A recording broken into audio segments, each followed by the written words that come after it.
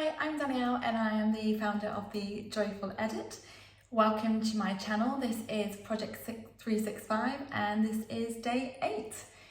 Thank you so much for being here. As I mentioned, what I want to do today is to kind of summarise what I've learned in the kind of first week of doing this. And I've kind of put together kind of 10 things that I've kind of learned along the way, and what I'll do every Friday is just kind of do the same and share with you the lessons. And again, I'd encourage you to share with me the same thing, like what you've learned from doing this and kind of things that you found more challenging, things that you found easy. But yeah, like one of the shocking things that happened that I kind of learned is today I went over my dad's because it was his birthday. I had a really wonderful evening, but my phone died. And I didn't have an alarm to be able to wake me up. And I woke up naturally before 6:30. And I was like, oh my gosh, amazing. That never happens, or at least didn't happen before. So yeah, it's interesting to see that things that used to be really challenging are actually becoming much, much easier. The second thing is I found that my energy yesterday, for example, was kind of depleting. And I just kind of felt a bit meh, didn't really have much high energy and wasn't really feeling it. Remember, I said I'm going to be really vulnerable and I'm going to be honest with you, so don't expect it's all going to be all rosy and dandy. It's about being real and about being honest with you, and yeah, I did feel like that. And then I kind of reminded myself of, you know, what things do I need to do that make me feel good, that help me perform at my best, that raise my energy. So I kind of went through like a mental checklist, and I was just like, did I wake up at 6:30? Yes. Did I do exercise first thing in the morning? No. Did I have my house tidy? No. Have I done my hair and makeup? Yes. Have I listened to great music to raise my energy? No. Oh, okay then. So then I realised these are the things that I need to do to help me perform at my absolute best.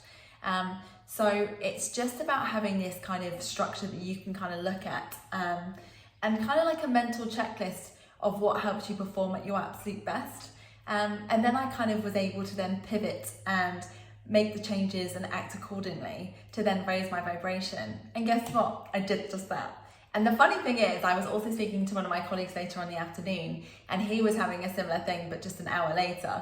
And I was the one that raised his energy up. I thought, gosh, if you rang me before, you wouldn't have had a chance. So that was really, really interesting. So yeah, I definitely encourage you to start really getting to know yourself and like what works and what makes you feel great. But I always think my one best, like that I feel like just works for everybody, is putting on some great music and feeling great. Like I was listening to Hadaway. I can't remember the song. Oh my goodness, ADHD is such a nightmare. Maybe I'll just put it in the chat, but hopefully you guys will know the one I'm on about. And then one of the things I've also done is I've started to piece together a really good morning routine. So those that are in the self-development world and kind of, you know, already kind of do certain things, you'll like hear that, you know, you should do visualizations, you should do journaling, you should go for a 5K run, whatever it is that kind of all these self-help books and YouTubers kind of recommend. I think all of it is really, really great suggestions, but you need to find like what works for you, because that's the most important. Like you're doing it for you, you're doing it to raise your energy. So there's no point doing something just because someone said it works for them, and for you it makes you feel horrendous and absolutely does the opposite of raising your energy. So yeah, I would absolutely encourage you to again like start thinking about your morning routine, and I'm definitely going to do a video on that, because that's something I absolutely love. I'm still perfecting it at the moment, and there might be certain tweaks and stuff. So once I've kind of finalised that and feel really happy, then I will absolutely share that with you. But a couple of things that I do is in the morning, I will wake up at 6:30, I will light my candle, I'll go and make myself a tea, which will either be fresh peppermint or lemon and ginger, and then I'll read.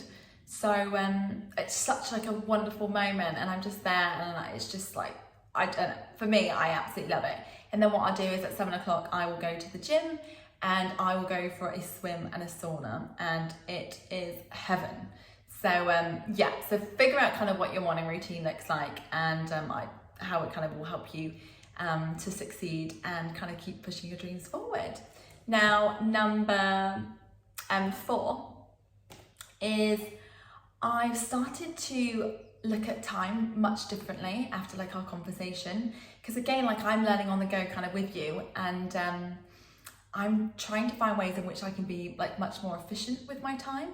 So it could, like some of the things that I've kind of thought about is, you know, I've been drafting the same email, obviously like slightly differently for the different clients, because you don't want to send an email to someone and say, hi Brian, when his name is actually Dave. So I wouldn't recommend that.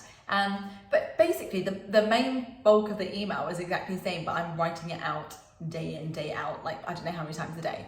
Ridiculous, right? So I've now decided, right, I'm going to do some email templates, and I've kind of listed all the email templates I need to put together. So my action plan today is to absolutely do that. And also I was talking to one of my colleagues yesterday, and he was just saying, oh, I just go through all my emails and just file them manually. I thought, you do realise you can just set up a rule and it just does that all automatically for you? It was like, oh my goodness, no way. So like, for example, I set up a rule for all contracts to go into a folder, because there's so many contracts coming through, and I've got 310 emails. That means that he has been filing 310 emails all the time. Like, that's just ludicrous. And so again, like, share these things with people, your friends and your family and your colleagues, because it's most likely that you're going to help them as well, and then that also ticks the box of you doing something kind for someone else. So think about those things. I'm also starting to see the world so much more like differently and bright, and I'm like looking at ways to be really, really kind, and like, how can I do this? How can I make someone's day? And that's a great way to be, because, you know, ultimately I think one of the best gifts is giving and making a difference.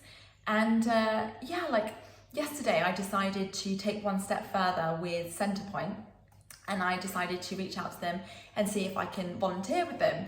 And so I just filled out a form. I said I'd love to do like a one-on-one kind of coaching session with a young adult, and trying to help them kind of, you know, go through all the different stages of life, and kind of give them some inspiration and some tools and some hacks to kind of help them get on their way. And then another thing I decided, again, because I'm constantly like looking at ways I can make a difference, I'm hosting an event in October. So I figured that what I could do is I could get one of the charity individuals, and they could come and do like a speech on it, and we can raise money for the charity. So I'm really excited by that. But like I said, I'm just looking at things like so much more differently, and it's actually like really exciting. And like I said, the biggest gift I think is to be able to give and make a difference. So I really encourage you, if you're going to take like one habit that I'm doing for the 365 days, be kind. Do one thing kind every single day. And like I always say, in a world where you can be anything, be kind. And then one of the other things I have is kind of life hacks for consistency. So I am like naturally reviewing ways in which I can do things better, or things that I find a little bit challenging. Like I said at the start, I did not realise how hard it was to read 50 pages a day. So what I've decided to do is just break it up. So in the morning, when I wake up, I'll read 25 pages. And then I've got a point in the day in which I will absolutely make sure that I've read 25 pages. And again, it just makes it so much easier. Another thing, which I haven't done in the last 7 days, is just something I've done previously, but it's just amazing. So I basically bought these little jars and put all my herbs and spices in. Like, oh my goodness, that is such a game changer.